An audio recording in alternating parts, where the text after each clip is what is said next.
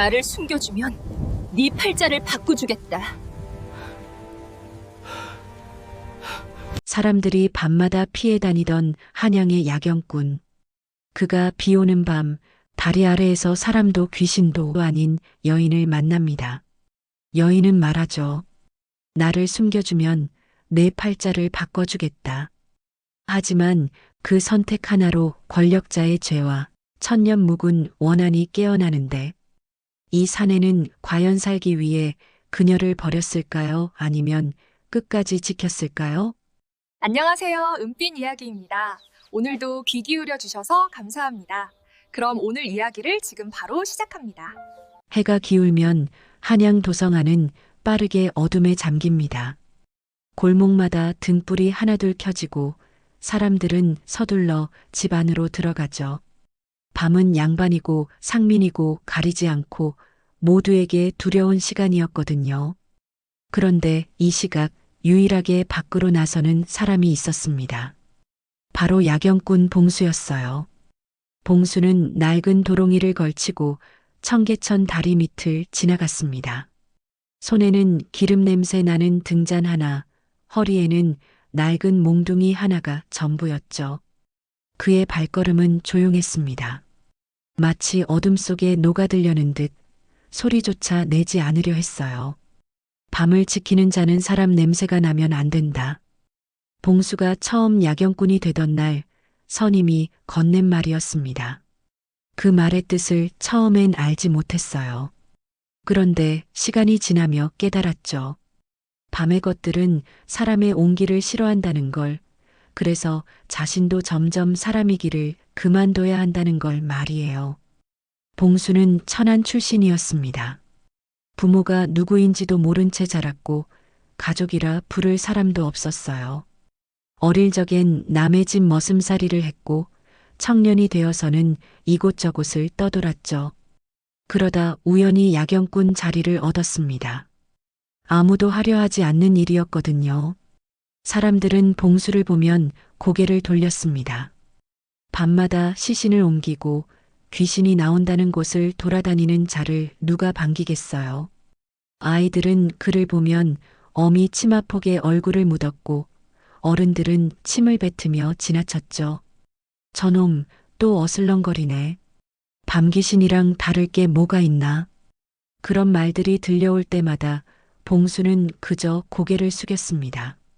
반박할 힘도 변명할 이유도 없었거든요. 그는 그저 주어진 일을 할 뿐이었어요. 오늘도 봉수는 순찰을 시작했습니다. 종로를 지나 북촌 골목으로 다시 남산 기슭으로 이어지는 길을 걸었죠. 그의 눈은 어둠에 익숙했습니다. 달빛 없는 밤에도 돌부리 하나, 웅덩이 하나 놓치지 않았어요.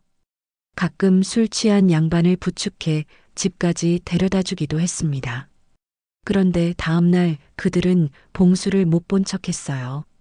밤의 일은 낮에 꺼내면 안 되는 법이었으니까요. 봉수는 외로웠습니다. 그런데 그 외로움을 내색하지 않았어요. 성실하게 밤을 지켰고 묵묵히 자기 몫을 해냈죠. 인정받지 못해도 누구 하나 고맙다는 말이 없어도 그는 그저 어둠 속을 걸었습니다. 사람보다 어둠이 익숙한 사내, 봉수의 밤은 그렇게 깊어갔습니다. 그날 밤은 유난히 비가 많이 내렸습니다. 빗물이 기와 지붕을 타고 흘러내렸고 골목마다 물웅덩이가 생겼죠.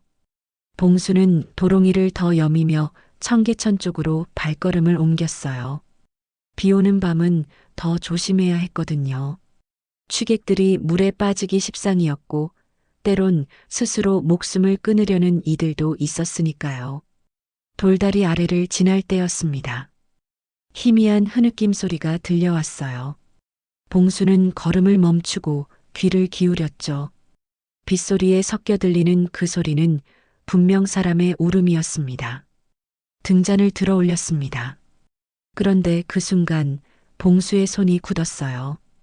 다리 아래 어둠 속에 누군가 서 있었거든요. 젖은 비단 치마를 입은 여인이었습니다. 여인은 고개를 숙인 채 흐느끼고 있었어요. 긴 머리카락이 얼굴을 가렸고 옷은 흠뻑 젖어 몸에 달라붙어 있었죠. 봉수는 조심스럽게 다가갔습니다. 비에 젖어 쓰러진 사람인가 싶었거든요. 거기 괜찮으십니까? 여인이 고개를 들었습니다. 그 얼굴은 창백했어요. 달빛조차 없는 어둠 속인데도 그 하얀 피부가 환하게 보일 정도였죠. 봉수는 본능적으로 한 걸음 물러섰습니다. 그때 이상한 걸 발견했어요. 여인의 발이 땅에 닿지 않았습니다. 정확히 말하면 발끝이 땅에서 손가락 한마디쯤 떨어져 있었죠. 마치 물 위에 떠 있는 것처럼 말이에요. 봉수의 등줄기로 식은땀이 흘렀습니다. 수십 년 밤길을 걸으며 온갖 걸 다 봤지만 이런 건 처음이었어요. 달아나야 한다는 생각이 머릿속을 가득 채웠죠. 제발이요. 여인이 입을 열었습니다. 목소리는 떨리고 있었어요. 애원하는 듯한 간절한 음성이었죠. 하룻밤만 숨겨주세요. 제발 부탁입니다. 봉수는 입술을 깨물었습니다. 도망쳐야 한다는 생각과 그럴 수 없다는 마음이 부딪혔어요. 여인의 눈에는 눈물이 그득했거든요. 그 눈빛이 너무나 절박했습니다. 누구십니까? 저는 이곳에서 억울하게 죽었어요. 여인이 떨리는 목소리로 말했습니다. 봉수는 그제야 알아챘죠. 이 여인이 사람이 아니라는 걸, 다리 아래에서 죽은 홀령이라는 걸 말이에요. 석 달 전이었습니다. 억울한 누명을 쓰고 이곳에서 물에 빠져 죽었어요. 그런데 저를 죽인 자들이 아직도 이곳을 지나다니죠. 여인의 목소리에는 한이 서려 있었습니다. 그런데 동시에 두려움도 묻어났어요. 저들이 절 찾고 있어요. 제 혼까지 없애려 하죠. 그래서 하룻밤만, 단 하룻밤만 숨겨주십시오. 봉수는 멍하니 서 있었습니다. 평생 외면당하고 살았던 그였어요. 귀신조차 자신에게 도움을 청하는 게 믿기지 않았죠. 비는 더 세차게 내렸습니다. 여인의 흰 치마자락이 바람에 흔들렸어요. 그 모습이 너무나 처연했습니다. 봉수는 천천히 입을 열었죠. 따라오십시오. 그렇게 봉수는 홀령과 함께 어둠 속으로 걸어 들어갔습니다. 무엇이 기다리고 있을지 알 수 없었지만 그는 외로운 존재를 외면할 수 없었어요. 자신도 평생 그렇게 살아왔으니까요. 봉수는 여인을 자신의 허름한 움막으로 데려갔습니다. 도성 북쪽 끝, 성벽 바로 아래에 있는 곳이었죠. 사람들이 거의 지나다니지 않는 외진 곳이었어요. 여인은 움막 안으로 들어서며 조심스럽게 주위를 둘러봤습니다. 그리고 천천히 입을 열었죠. 제 이름은 연아입니다. 목소리가 조금 진정된 듯 했어요. 봉수는 멀찍이 떨어져 서서 여인을, 아니 연아를 바라봤습니다. 두려움은 여전했지만 도망칠 생각은 없었죠. 하룻밤만 계시면 됩니까? 그렇습니다. 내일 밤이 지나면 저들도 절 찾지 못할 겁니다. 연아가 고개를 숙였어요. 그러고는 잠시 망설이다 다시 말을 이었죠. 은혜를 갚고 싶습니다. 나를 숨겨주면 당신이 잃어버린 운을 되돌려 드리겠어요. 봉수는 쓴웃음을 지었습니다. 운이라니 자신에게 그런 게 있었던가 싶었거든요. 태어날 때부터 운이라곤 없었던 삶이었어요. 전 그런 거 필요 없습니다. 그냥 하룻밤 쉬다 가십시오. 연아는 봉수를 물끄러미 바라봤습니다. 그 눈빛에는 알 수 없는 감정이 담겨 있었어요. 언젠가 마음이 바뀔 겁니다. 그때 저를 부르세요. 그렇게 첫날 밤은 지나갔습니다. 연아는 움막 한쪽 구석에서 조용히 앉아 있었고 봉수는 입구 쪽에서 잠을 청했죠. 그런데 잠이 올 리 없었어요. 귀신과 한 공간에 있다는 게 어찌 편할 수 있겠습니까? 다음 날 해가 뜨자 연아의 모습은 사라졌습니다. 봉수는 안도의 한숨을 내쉬었어요. 이제 끝이라고 생각했죠. 그날 저녁이었습니다. 봉수가 순찰을 나가려는데 포졸들이 들이닥쳤어요. 북촌 양반댁에서 물건이 없어졌다는 겁니다. 내 놈이 어젯밤 그 근처를 돌았다며? 예, 그렇습니다만 전 아무것도. 말이 끝나기도 전에 매질이 시작됐습니다. 포졸들은 애초에 범인을 찾을 생각이 없었어요. 그저 누군가에게 죄를 뒤집어 씌우면 그만이었죠. 그리고 야경꾼만큼 좋은 희생양도 없었습니다. 봉수는 피를 토하며 쓰러졌어요. 등짝이 찢어지고 갈비뼈가 부러지는 것 같았죠. 억울했지만 항변할 수 없었습니다. 자신은 아무것도 아닌 존재였으니까요. 사흘 안에 물건을 찾아오지 못하면 목을 친다. 포졸들은 그렇게 경고하고 떠났습니다. 봉수는 피투성이가 된 채 움막으로 돌아왔어요. 온몸이 쑤셨고 숨 쉬는 것조차 고통스러웠죠. 해가 지자 연하가 나타났습니다. 그녀는 봉수의 상처를 보고 눈을 크게 떴어요. 누가 이런 짓을? 관아 포졸들입니다. 괜찮습니다. 늘 있는 일이에요. 봉수는 힘없이 웃었습니다. 그런데 그 웃음에는 체념이 가득했죠. 연하는 한참을 말없이 봉수를 바라봤어요. 제 제안을 받아들이시겠습니까? 봉수는 천장을 올려다봤습니다. 평생 이렇게 살아왔어요. 맞고 억울해하고 그래도 견디며 살았죠. 그런데 이제는 지쳤습니다. 더 이상 잃을 것도 없었어요. 좋습니다. 무엇을 하면 됩니까? 연하의 입가에 희미한 미소가 번졌습니다. 그 미소가 슬퍼 보이기도 하고 어딘가 위태로워 보이기도 했어요. 당신의 운을 되찾으려면 저를 죽인 자들을 찾아야 합니다. 그들이 가진 걸 되돌려 받아야 하죠. 봉수는 천천히 고개를 끄덕였습니다. 목숨을 건 은밀한 계약이 그렇게 맺어졌어요. 하층민과 홀령 사이에 누구도 알 수 없는 약속이었죠. 계약을 맺은 다음 날 밤부터 이상한 일들이 벌어지기 시작했습니다. 연하가 봉수에게 속삭였어요. 오늘 밤 남대문 근처 주막 뒤편을 살펴보세요. 담벼락 아래 깨진 항아리가 있을 겁니다. 봉수는 반신반의하며 그곳으로 향했습니다. 그런데 정말로 항아리가 있었어요. 안을 들여다보니 은전 몇 잎이 들어 있었죠. 주막 주인이 술 취해 떨어뜨린 돈이었습니다. 봉수는 주막 문을 두드렸어요. 주인이 나오자 은전을 건넸죠. 담 밑에서 주우셨습니다. 주인은 깜짝 놀라며 은전을 받았습니다. 사흘 전 잃어버렸던 돈이었거든요. 고맙소, 정말 고맙소. 주인은 그 자리에서 은전 하나를 봉수에게 쥐어줬어요. 봉수는 처음엔 거절했지만 주인이 워낙 고집을 부려서 받을 수밖에 없었죠. 그날 이후로 연하는 밤마다 봉수에게 귀띔을 해줬습니다. 어디에 잃어버린 물건이 있는지, 어디에 버려진 재물이 있는지 알려줬어요. 연하는 홀령이었기에 이승에 숨겨진 것들을 볼 수 있었던 겁니다.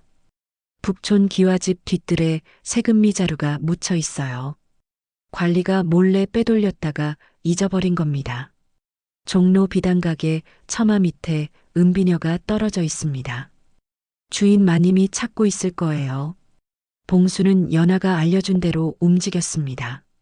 물건들을 찾아 주인에게 돌려줬고 그때마다 작은 사례를 받았어요. 처음엔 한 푼, 두 푼이었지만 점점 쌓여갔죠. 한 달쯤 지났을 때였습니다. 관아에서 잃어버린 세금미 자루를 찾아낸 봉수에게 포상금을 내렸어요. 그 돈은 봉수가 평생 모아도 만질 수 없는 액수였죠. 야경꾼 주제에 어찌 이런 걸 찾아낸 거냐? 그냥 운이 좋았습니다. 봉수는 고개를 숙이며 대답했어요. 포졸들은 의심 가득한 눈빛으로 봉수를 쳐다봤지만 더 이상 캐묻지는 않았습니다. 소문이 퍼지기 시작했어요. 야경꾼 봉수가 요즘 운이 트였다고, 그가 지나가는 곳마다 잃어버린 물건이 발견된다고 말이죠. 저놈 귀신 신나락 까먹는 소리 하더니 진짜 뭔가 있나 보네. 밤마다 돌아다니다 보니 눈썰미가 생긴 게 아니겠소? 사람들의 반응이 달라졌습니다. 예전엔 피하던 이들이 이제는 봉수를 찾아왔어요. 잃어버린 물건이 있으면 봉수에게 물어보면 된다는 소문이 퍼졌거든요. 봉수의 생활도 나아졌습니다. 허름한 움막은 여전했지만 끼니를 거르는 일은 없어졌어요. 새 옷을 장만할 수 있었고 기름도 넉넉히 살 수 있었죠. 그런데 봉수는 점점 불안해졌습니다. 이 모든 게 연화 덕분이라는 걸 알고 있었거든요. 밤마다 그녀가 속삭여주지 않았다면 불가능한 일들이었어요. 연화, 이러다 들통나는 거 아닙니까? 걱정 마세요. 사람들은 보고 싶은 것만 봅니다. 당신의 운이 좋아졌다고 믿고 싶어 하죠. 연화의 말은 맞았습니다. 사람들은 봉수가 어떻게 물건을 찾는지 궁금해하지 않았어요. 그저 자기 물건만 찾으면 그만이었죠. 석 달이 지났을 때 봉수는 작은 집 한 채를 얻을 수 있었습니다. 움막을 벗어나 사람 사는 곳에 자리를 잡은 거예요. 이웃들도 생겼고 말을 걸어오는 이들도 늘어났죠. 운이 트인 사내. 사람들은 봉수를 그렇게 불렀습니다. 평생 불길한 존재로 취급받던 그가 이제는 복을 가져다 주는 사람이 된 거예요. 그런데 봉수는 알고 있었습니다. 이 모든 것이 덧없는 것임을, 언젠가는 대가를 치러야 한다는 걸 말이에요. 연하는 아직 자신을 죽인 자들을 찾지 못했거든요. 그리고 그날이 오면 진짜 계약이 시작될 거였습니다. 봉수의 소문은 점점 커져갔습니다.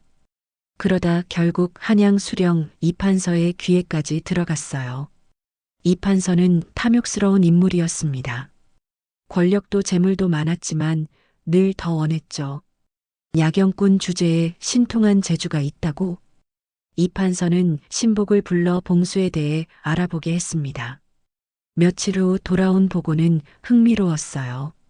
봉수가 밤마다 혼자 중얼거리며 돌아다닌다는 것, 잃어버린 물건을 귀신같이 찾아낸다는 것, 그런데 정작 본인은 평범한 천민이라는 것이었죠. 이판서의 눈이 빛났습니다. 귀신과 연을 맺었다는 소문이 사실일지도 모른다고 생각했거든요. 그렇다면 그 힘을 빼앗아야 했어요. 자신 있으면 훨씬 더 큰 일을 할 수 있을 테니까요. 무당을 데려오너라. 이판서는 한양에서 가장 영험하다는 무당 월심을 불렀습니다. 월심은 백발의 주름진 노파였어요. 그녀는 봉수의 이야기를 듣더니 고개를 끄덕였죠. 홀령의 기운이 느껴집니다. 틀림없이 저승의 것과 계약을 맺었을 겁니다. 이판서는 만족스러운 표정을 지었어요. 그리고 명을 내렸습니다. 봉수를 미행하라고, 그가 누구를 만나는지 알아내라고 말이죠. 그날 밤부터 봉수의 뒤에는 그림자가 따라붙었습니다. 이판서가 보낸 포졸들과 무당이었어요. 그들은 멀찍이 떨어져 봉수를 지켜봤죠. 봉수는 평소처럼 순찰을 돌았습니다. 북촌을 지나 남산 기슭으로 다시 청계천 쪽으로 걸었어요. 그런데 이상했습니다. 뒤에서 시선이 느껴졌거든요. 연화, 누가 따라오는 것 같습니다. 봉수가 작게 속삭였어요. 그러자 연화의 목소리가 들려왔습니다. 다른 사람에게는 들리지 않는, 오직 봉수만 들을 수 있는 목소리였죠. 포졸 셋과 무당 하나입니다. 조심하세요. 봉수의 가슴이 철렁 내려앉았어요. 들켰다는 생각이 들었죠. 그런데 어찌할 도리가 없었습니다. 도망칠 수도 숨을 수도 없었거든요. 포졸들은 사흘밤을 봉수를 미행했습니다. 그의 모든 행동을 기록했고 누구와 이야기하는지 살폈어요. 무당 월심은 주문을 외우며 주변의 기운을 살폈죠. 저놈 분명 홀령과 말을 주고받고 있습니다. 월심이 단언했어요. 그녀의 눈에는 봉수 곁에 희미한 여인의 형체가 보였거든요. 포졸들은 그 말을 듣고 이 판서에게 보고했습니다. 이 판서는 흡족해했어요. 자신의 예상이 맞았다는 게 증명됐으니까요. 이제 남은 건 그 힘을 빼앗는 일뿐이었습니다. 저놈을 잡아들여라. 귀신과 짜고 백성을 속였다는 죄목으로 말이다. 권력은 언제나 약자의 비밀을 노렸습니다. 그리고 그 비밀을 자신의 것으로 만들려 했죠. 봉수는 아직 모르고 있었어요. 자신의 운명이 다시 한번 나락으로 떨어지려 한다는 걸 말이에요. 그날 밤 연하가 먼저 입을 열었습니다. 목소리에는 체념이 배어 있었어요. 날 관아에 넘기세요. 그러면 당신은 살 수 있습니다. 봉수는 고개를 들었습니다. 연하의 얼굴은 여느 때보다 창백했어요. 그녀도 알고 있었던 겁니다. 자신 때문에 봉수가 위험에 처했다는 걸 말이죠. 무슨 소리를 하시는 겁니까? 무당이 저를 감지했어요. 이 판서는 저를 잡아 자기 것으로 만들려 할 겁니다. 당신이 저를 넘기면 용서받을 수 있어요. 봉수는 입술을 깨물었습니다. 망설여졌어요. 처음으로 자신의 목숨과 다른 존재 사이에서 선택을 해야 하는 순간이었거든요. 당신은 저에게 은혜를 베풀었습니다. 이제 그만 놓아주세요. 연하의 말에 봉수는 주먹을 쥐었습니다. 그런데 이상했어요. 화가 났거든요. 평생 아무도 자신을 위해주지 않았는데 이제 와서 누군가 자신을 살리려 희생하려 한다는 게 견딜 수 없었죠. 연하, 당신은 왜 죽었습니까? 진짜 이유를 말해 주십시오. 연하는 한참을 말이 없었습니다. 그러다 천천히 입을 열었어요. 저는 양반과 첩이었습니다. 주인 어르신은 착한 분이었죠. 그런데 그분이 큰 비리를 목격했어요. 봉수는 숨을 죽이고 들었습니다. 이 판서가 세금을 빼돌리는 걸 보셨거든요. 증거까지 확보하셨죠. 그걸 상소하려 했습니다. 연하의 목소리가 떨렸어요. 그런데 이 판서가 먼저 움직였어요. 주인 어르신을 영모로 몰아 귀양 보냈죠. 그리고 저를 불러 협박했습니다. 주인의 죄를 인정하라고, 그러면 살려주겠다고요. 봉수의 주먹이 더 세게 쥐어졌습니다. 전 거절했어요. 거짓으로 주인을 모함할 수 없었거든요. 그래서 이 판서는 저를 다리 아래로 밀어버렸습니다. 도둑질하다 달아나던 첩이 스스로 투신했다고 꾸몄죠. 연하의 눈에서 눈물이 흘러내렸어요. 홀령도 우는구나. 봉수는 그제야 알았습니다. 증거는 이 판서가 모두 불태웠어요. 주인 어르신은 억울하게 귀양지에서 돌아가셨고 전 이곳에 묶여 떠나지 못했죠. 봉수는 모든 걸 이해했습니다. 연하가 왜 그토록 두려워했는지, 왜 숨어야만 했는지를 말이에요. 이 판서는 연하의 혼까지 없애려 했던 겁니다. 자신의 죄를 아는 유일한 증인이었으니까요. 그래서 당신을 넘기세요. 더 이상 제 일에 휘말리지 마십시오. 연하가 다시 말했습니다. 봉수는 고개를 저었어요. 천천히 그러나 단호하게 말이죠. 안 됩니다. 왜요? 당신은 살아야 해요. 전 평생 버림받으며 살았습니다. 이번엔 제가 버리지 않겠습니다. 봉수의 목소리는 떨렸지만 확고했어요. 연하를 지키면 자신은 잃을 게 분명했습니다. 그런데 이상하게도 후회되지 않았죠. 처음으로 자신이 선택한 길이었으니까요. 이튿날 아침, 봉수는 스스로 관아로 향했습니다. 포졸들이 잡으러 오기 전에 먼저 나선 거예요. 연하는 말렸지만 봉수의 결심은 확고했죠. 관아 마당에는 이미 사람들이 모여 있었습니다. 귀신과 결탁한 야경꾼을 본다며 구경꾼들이 몰려든 거예요. 이 판서는 높은 자리에 앉아 봉수를 내려다봤습니다. 내가 귀신과 짜고 백성을 속인 놈이냐? 아닙니다. 봉수는 무릎을 꿇지 않고 똑바로 섰어요. 포졸들이 달려들어 봉수를 눌렀지만 그는 고개를 들고 이 판서를 바라봤죠. 전 귀신과 결탁한 게 아닙니다. 억울하게 죽은 혼을 도운 것뿐입니다. 요물을 도왔다는 게 죄가 아니란 말이냐? 이판서의 목소리에는 분노가 섞여 있었어요. 봉수는 천천히 고개를 저었습니다. 그분은 요물이 아닙니다. 권력자의 죄를 대신 뒤집어 쓰고 죽은 불쌍한 혼입니다. 관아가 술렁였어요. 사람들이 웅성거리기 시작했죠. 이판서의 얼굴이 굳었습니다. 입을 조심해라. 내 놈 따위가 함부로 할 말이 아니다. 연하라는 이름을 가진 여인입니다. 석 달 전 청계천 다리 아래서 억울하게 죽었죠. 봉수의 목소리는 떨렸지만 멈추지 않았어요. 이판서는 무당 월심에게 눈짓했습니다. 의식을 시작하라는 신호였죠. 월심이 단을 차리기 시작했습니다. 제단에 불을 피우고 주문을 외웠어요. 연하를 잡아 가두려는 의식이었죠. 공기가 무겁게 가라앉았습니다. 그때였어요. 갑자기 바람이 불어닥쳤습니다. 제단의 촛불이 일제히 꺼졌고 하늘이 어두워졌죠. 한낮인데도 먹구름이 몰려와 해를 가렸어요. 무슨 일이냐? 이판서가 소리쳤습니다. 월심은 얼굴이 새하얗게 질린 채 뒤로 물러섰어요. 그녀도 느낀 겁니다. 엄청난 원한의 기운이 몰려온다는 걸 말이죠. 연하가 나타났습니다. 아니, 정확히는 그녀의 원혼이 모습을 드러낸 거예요. 흰 치마자락이 바람에 날렸고 긴 머리카락이 공중에 흩날렸죠. 그녀의 눈은 붉게 타오르고 있었습니다. 사람들이 비명을 질렀어요. 포졸들이 칼을 빼들었지만 홀령을 어찌 뵐 수 있겠습니까? 연하는 천천히 이판서를 향해 다가갔습니다. 기억하시는지요, 이판서?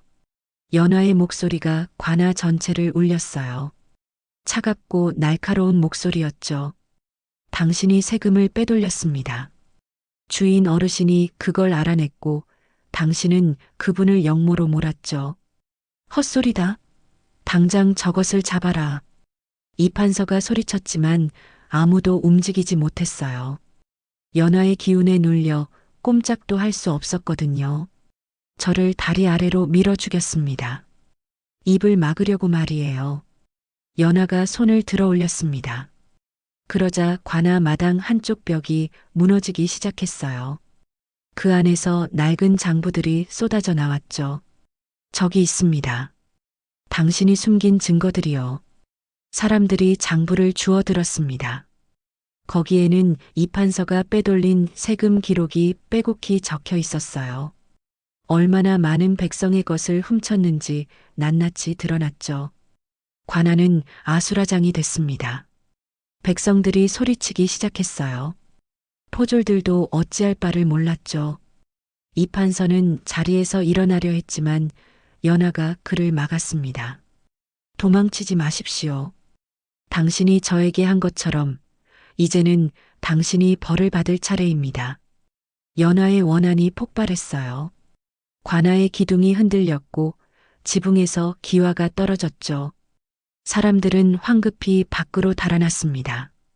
봉수만이 그 자리에 남았어요. 그는 연하를 바라봤습니다. 그녀의 눈에서 눈물이 흘러내리고 있었어요. 분노 속에 감춰진 슬픔이 보였죠. 결국 이판서는 무릎을 꿇었습니다. 증거가 드러났고 백성들의 증언이 쏟아졌으니 어찌할 도리가 없었어요. 약자가 지킨 선택 하나가 권력자를 무너뜨린 겁니다. 연하는 천천히 사라지기 시작했어요. 그녀의 원한이 풀린 거였죠. 봉수를 향해 마지막으로 고개를 숙였습니다. 감사하다는 듯이 말이에요. 이판서가 파직되고 한 달이 지났습니다. 관아는 새 수령을 맞았고 한양은 다시 평온을 되찾았어요. 그런데 봉수는 알고 있었습니다. 연하가 아직 떠나지 않았다는 걸 말이죠. 밤마다 청계천 다리 근처를 지나면 희미한 기운이 느껴졌어요. 연하였습니다. 그녀는 성불하지 않고 이곳에 남았죠. 왜 떠나지 않으십니까? 봉수가 어느 날 밤 조용히 물었습니다. 연하의 목소리가 바람에 실려 들려왔어요. 이곳을 지키려 합니다. 저처럼 억울하게 죽는 혼이 없도록 말이에요. 그녀는 다리의 수호령이 되기로 한 겁니다. 더 이상 원한에 사로잡힌 귀신이 아니라 밤을 지키는 존재로 남기로 한 거였죠. 봉수도 변화를 맞았습니다. 새 수령은 봉수를 공식적인 야경장으로 임명했어요. 이제는 천한 야경꾼이 아니라 한양의 밤을 책임지는 사람이 된 겁니다. 내가 없었다면 백성들이 큰 피해를 봤을 게다. 수령의 말에 봉수는 고개를 숙였습니다. 그런데 마음 한편으로는 뿌듯했어요. 평생 처음 받는 인정이었거든요. 사람들의 시선도 달라졌습니다. 예전처럼 피하지 않았어요.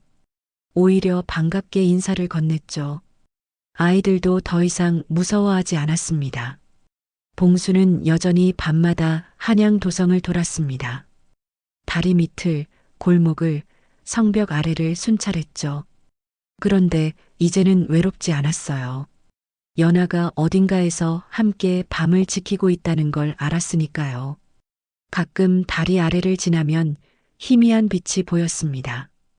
연하가 그곳에 있다는 신호였어요. 봉수는 멈춰서서 고개를 숙였죠. 인사를 대신하는 몸짓이었습니다. 둘은 더 이상 함께할 수 없었습니다. 하나는 산자이고 하나는 죽은 자였으니까요. 그런데 같은 밤 아래 존재했어요. 같은 마음으로 어둠을 지켰죠. 어느 날 밤이었습니다. 젊은 선비가 다리에서 뛰어내리려 하고 있었어요. 삶을 포기하려는 얼굴이었죠. 봉수가 달려가려는데 연하가 먼저 나타났습니다. 선비는 놀라 뒤로 물러섰어요. 연하는 그에게 뭔가 속삭였습니다. 봉수는 들을 수 없었지만 선비의 얼굴이 점점 밝아지는 걸 볼 수 있었어요. 선비는 결국 다리에서 내려왔습니다. 살아야 할 이유를 찾은 듯한 표정이었죠. 연하는 봉수를 향해 고개를 끄덕였습니다. 그리고 다시 어둠 속으로 사라졌어요. 봉수는 그제야 깨달았습니다. 사람을 살린 건 귀신이 아니었어요. 연하의 초자연적인 힘도 아니었죠. 끝까지 서로를 지킨 마음, 그게 모든 걸 바꾼 겁니다. 밤은 끝나고 새벽이 밝아왔습니다. 봉수는 집으로 돌아가며 뒤를 돌아봤어요. 청계천 다리가 희미하게 보였죠. 연하가 거기 있을 겁니다. 오늘 밤도 내일 밤도 계속 그곳을 지키며 말이에요. 사람보다 어둠이 익숙했던 사내는 이제 어둠을 지키는 사람이 됐습니다. 그리고 그의 곁에는 보이지 않지만 함께하는 혼이 있었어요. 한양의 밤은 그렇게 계속됐습니다. 여기까지 은빛 이야기였습니다. 오늘의 이야기가 마음의 작은 여운으로 남았기를 바랍니다. 다음 이야기에서도 조용히 진심으로 찾아뵙겠습니다. 고맙습니다. 구독과 좋아요 부탁드립니다. 감사합니다.